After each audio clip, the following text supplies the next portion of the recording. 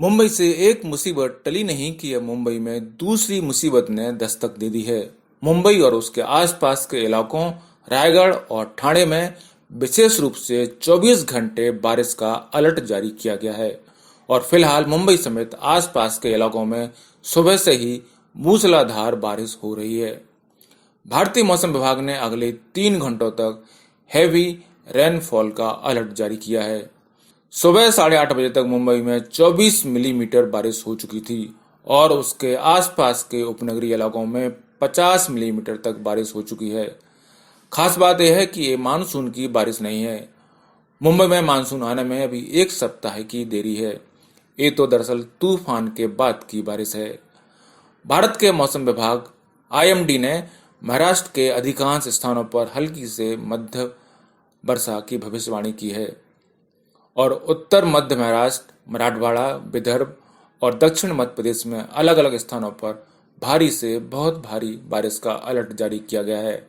IMD ने कहा है कि दक्षिण कोंकण और गोवा और दक्षिण गुजरात के स्थानों पर भी बारिश हो सकती है। इस तरह बारिश के कारण मुंबई में राहत कार्य में बड़ी बाधा खड़ी हो गई है। जो लोग मुंबई में बारिश के कारण जल भराव से परिचित रहे हैं, उनके लिए ये बारिश डराने वाली है, खासकर तब जब कुछ ही दिनों में मुंबई में मानसून भी दस्तक देने वाला है। ऐसे में इन दिनों पूरे मुंबई में नालों की सफाई का काम चल रहा था। इस काम में पहले निसर्ग तूफान ने बाधा डाली और अब बारिश मुंबई पर कहर बनकर टूट पड़ी है। सबसे बड़ी बात यह कि महाराष्ट्र और देश की राजधानी मुंबई पहले ही कोविड-19 महामारी से जूझ रही थी। ऐसे में इस नई मुसीबत ने उद्धव सरकार की चुनौतियां बढ़ा दी हैं। बता दें कि कोरोना संकट से जूझ रहे महाराष्ट्र में बुधवार को निसर्ग तूफान ने जबरदस्त तबाही मचाई। अलीबाग में बुधवार दोपहर तूफान टकराया था। निसर्ग 3 घंटे तक अपना असर दिखाता रहा, फिर उसके तेवर ढीले पड़ गए। इस तरह मुंबई के लोगों ने राहत की सांस ली। पुलिस की माने तो निसर्ग तूफान की चपेट में आकर 3 लोगों की मौत हुई है। इसमें 2 लोग पुणे में और 1 की मौत रायगढ़ में हुई है।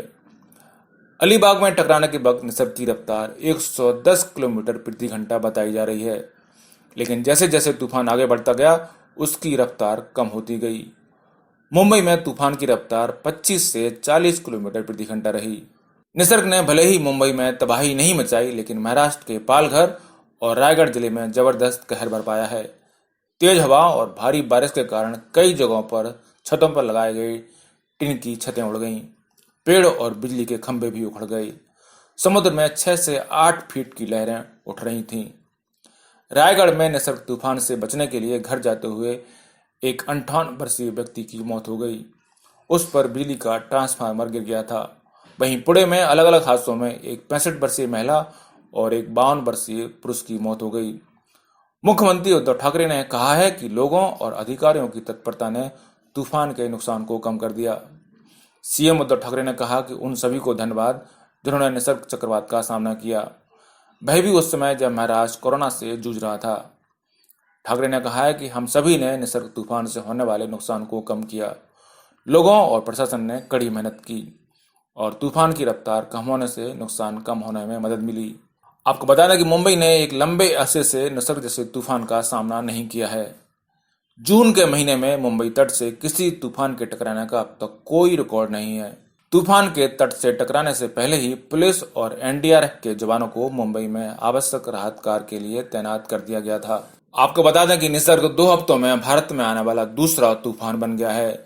2 सप्ताह पहले ही तूफान अम्फान ने पश्चिम बंगाल में भारी तबाही मचाई थी और वहां 80 के करीब लोगों की मौत हो गई थी। राहत की बात यह है कि निसर्ग से मुंबई और उसके आसपास के इलाकों में कोई भारी क्षति होने की कोई खबर नहीं आई है।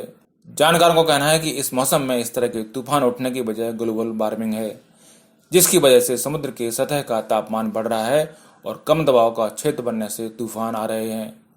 ब्यूरो रिपोर्ट, पत्रिका टीवी।